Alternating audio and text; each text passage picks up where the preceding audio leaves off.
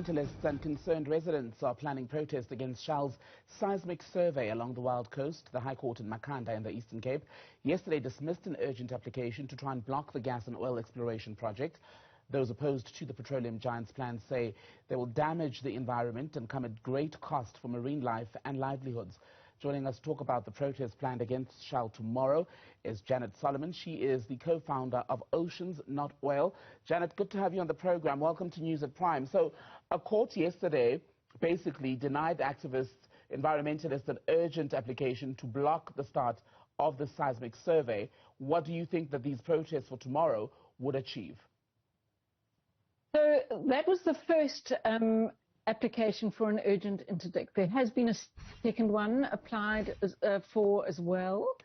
So this is a rolling mobilization. We've had scientists standing up. We've had over 20 marine scientists locally standing up saying this is enough, and essentially boiling it down to the fact that regulation needs to change, environmental impact regulation needs to change in South Africa. And tomorrow we've got 70 events all the way along. It's like a human chain all the way along our coastline tomorrow. People are going to be coming out in their hundreds and thousands to object about this, and to, in a sense, it's like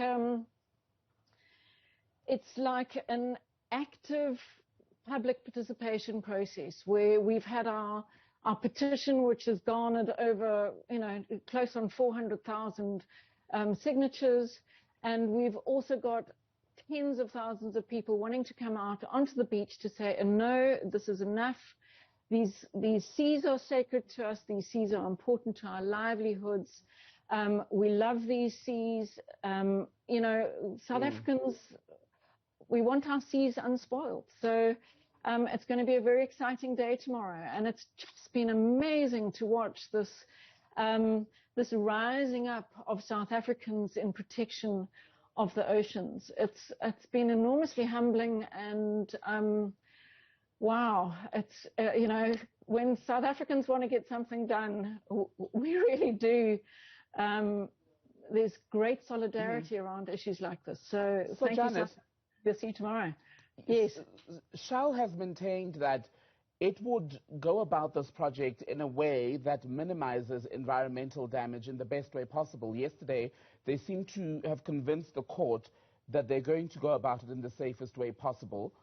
Why don't you believe that they would do this with as minimal harm to the environment as possible? Well, because how do you mitigate sound in the ocean? The ocean life completely relies on sound. Like you and I rely on our visuals. In the ocean, it gets really dark. There's differences in visibility, and every creature in the ocean relies on sound to exist, from finding prey to finding their predators, to finding their mates, to finding the rest of their pod, to warning. Everything relies on sound.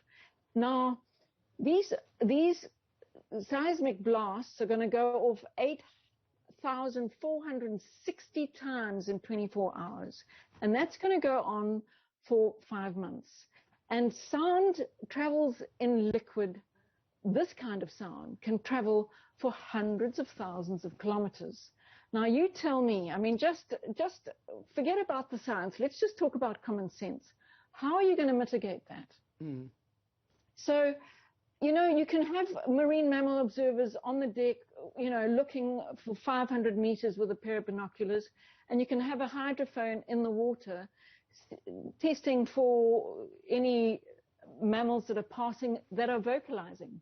But what about those animals that don't vocalize? And what about all the animals that don't make sounds?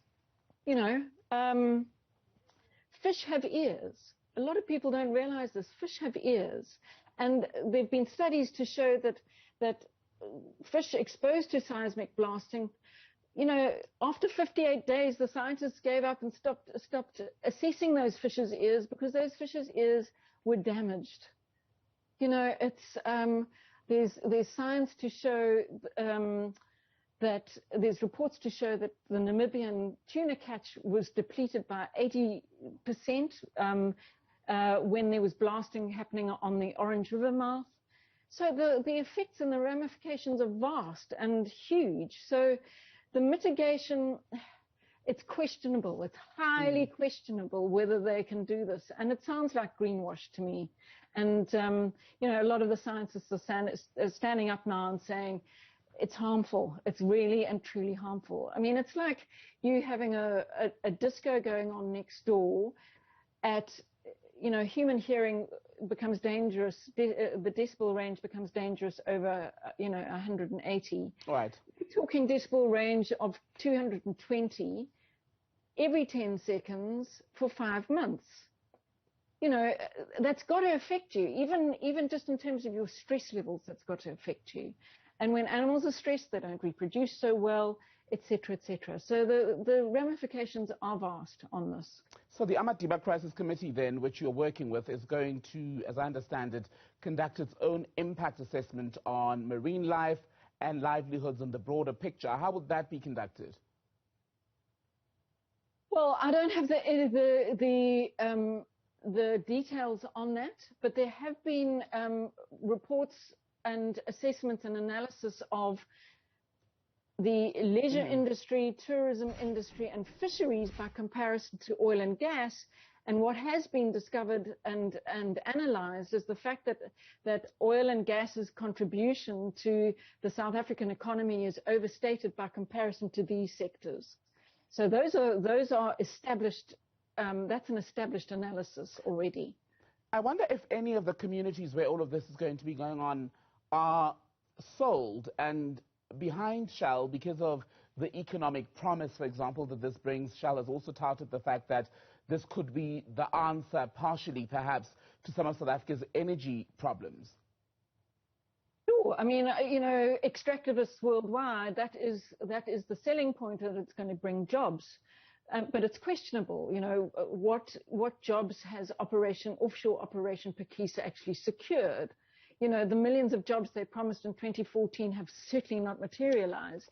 So, and by the time this, let's say they find something now, by the time it comes out the ground, it's maybe 7 years' time.